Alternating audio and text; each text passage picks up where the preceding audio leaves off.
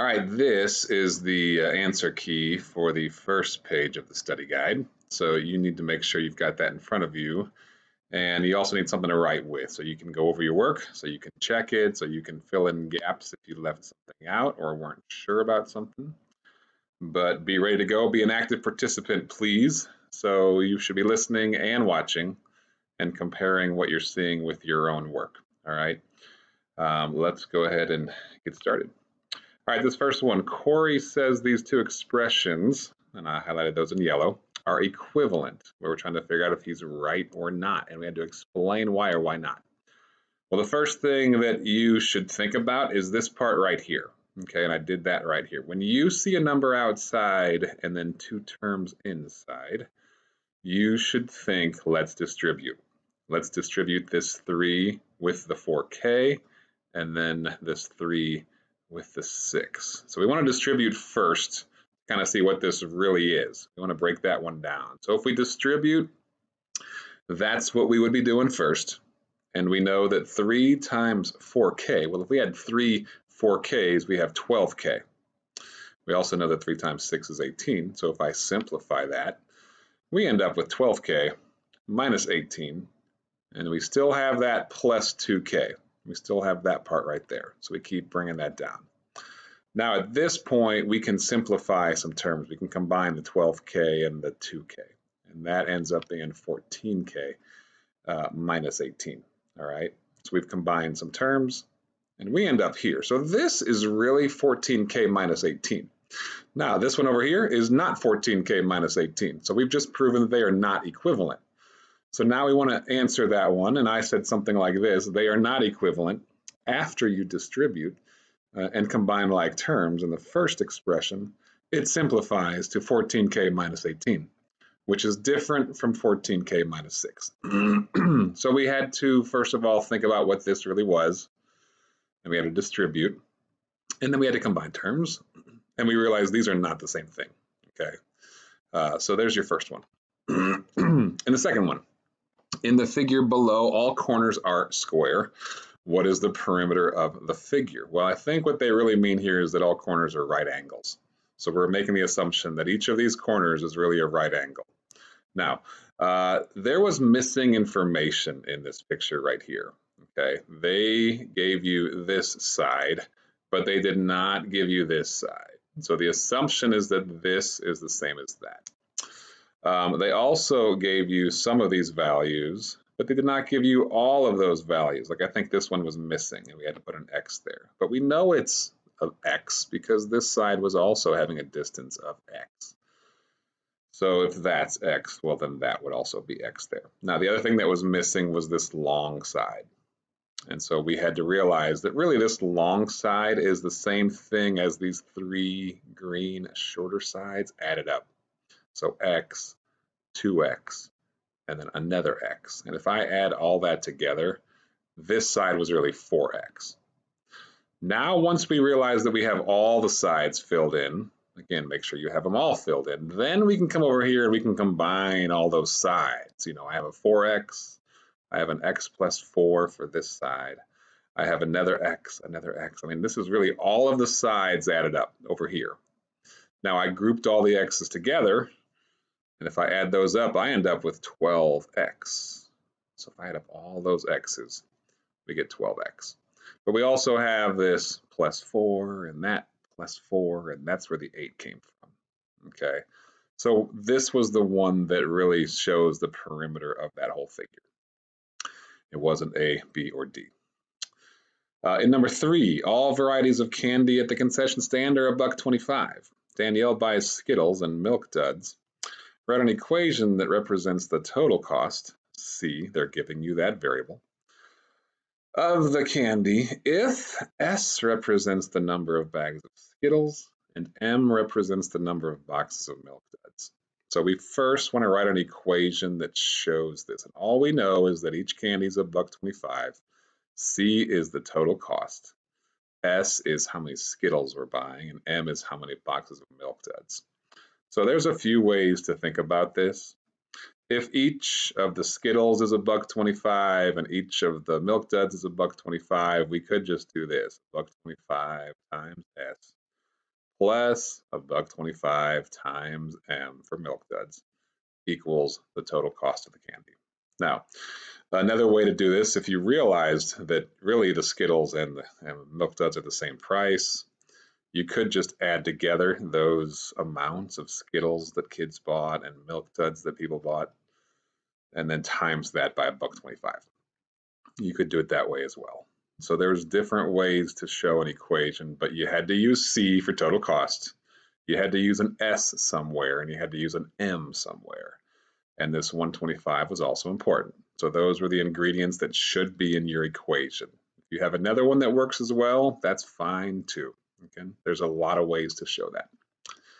In number 4, now we take that one step further, the total cost if Danielle buys 3 bags of Skittles and 5 boxes of Milk Duds. Write an equation, show your work. Well, now we're just applying our previous equation. So whatever we came up with, it might look like this, $1.25 times 3, because that was the number of Skittles.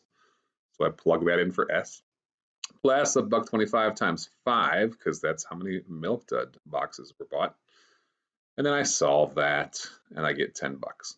So they wanted you to write the equation that you used, plug in some values, show your work, and get 10 bucks. Now, if you did the other one that I just showed, you might have done it this way, $1.25 times 3 plus 5, because the Skittles was 3 and the Milk Duds was 5. So really $1.25 times 8. And we also end up at 10 bucks. In number 5, the total for the t-shirts and screen fee was 88 bucks.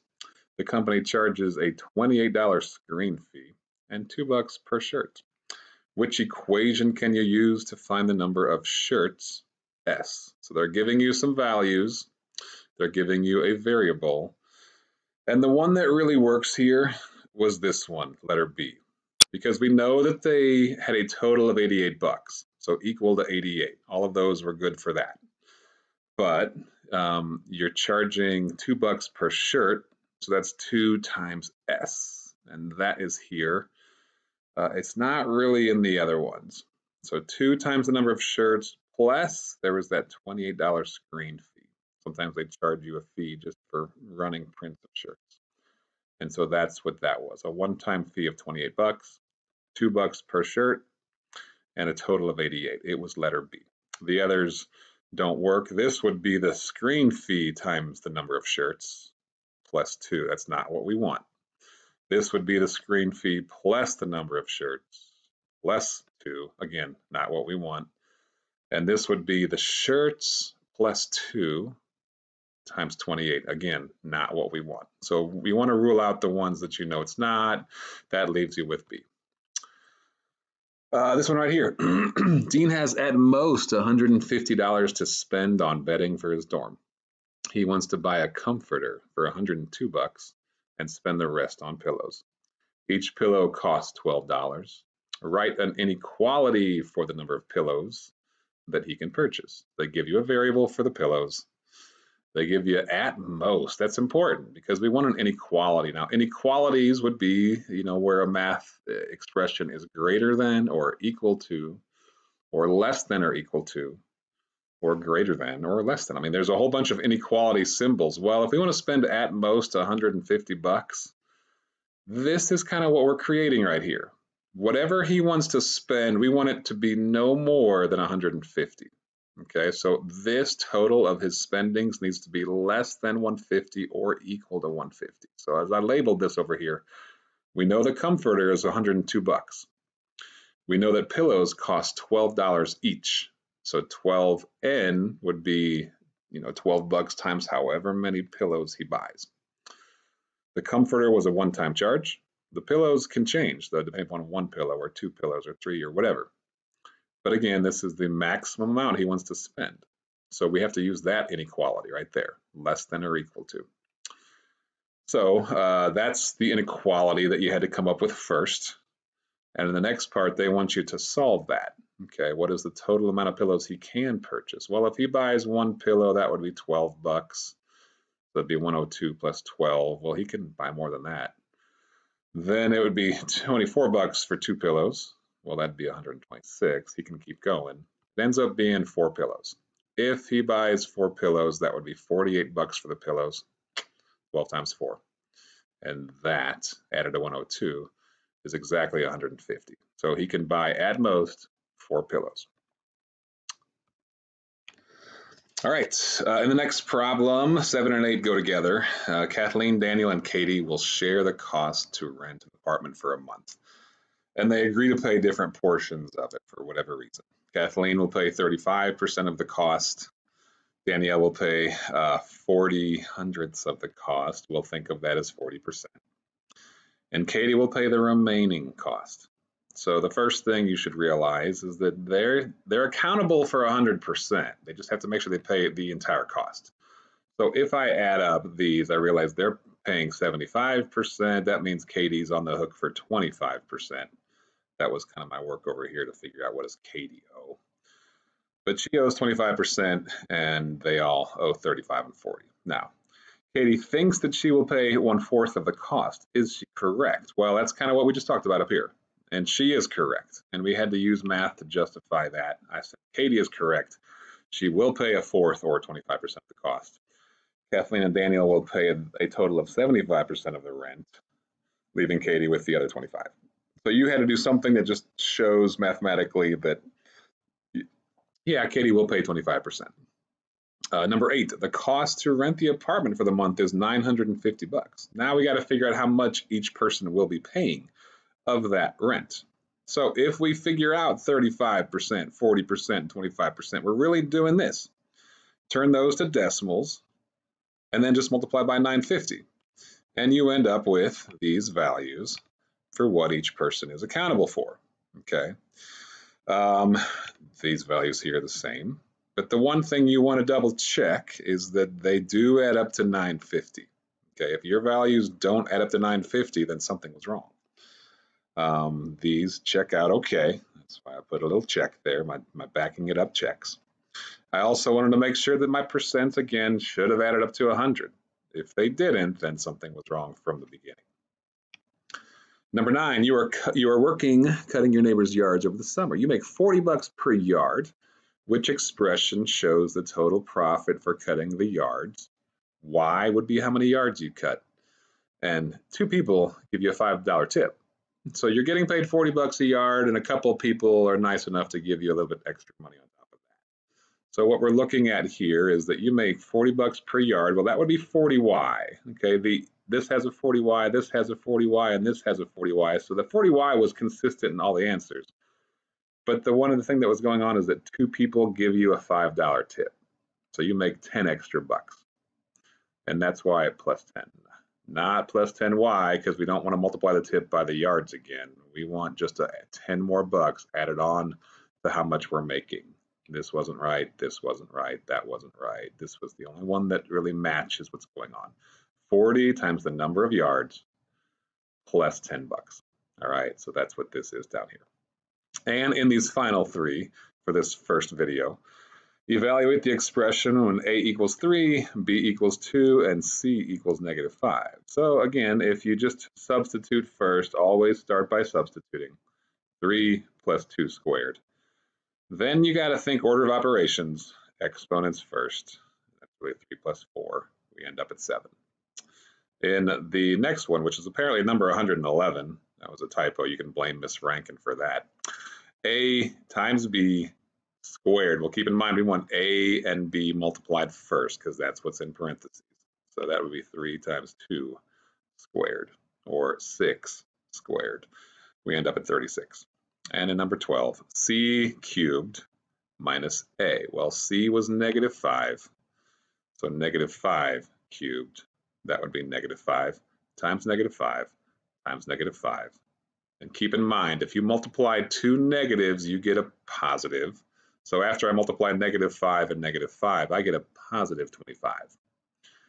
And when I multiply that positive 25 times a third -5, I end up at -125, because now I've multiplied a positive answer times a -1. And my signs were different, so my answer is -125.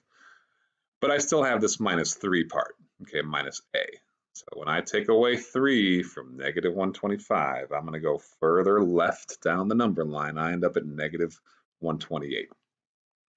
Now, the thing about this section to keep in mind, really you need to be accountable for knowing the order of operations, keeping track of signs, because there might be some negatives. There could also be more rational numbers in this section. There could be decimals instead of whole numbers. There could be fractions instead of whole numbers. So you want to make sure you remember, what if this was a half? What if this was a half and I had to multiply a half by itself?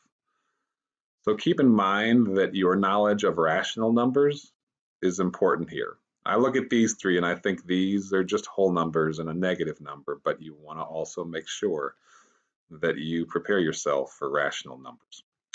That brings to a close the first section's video.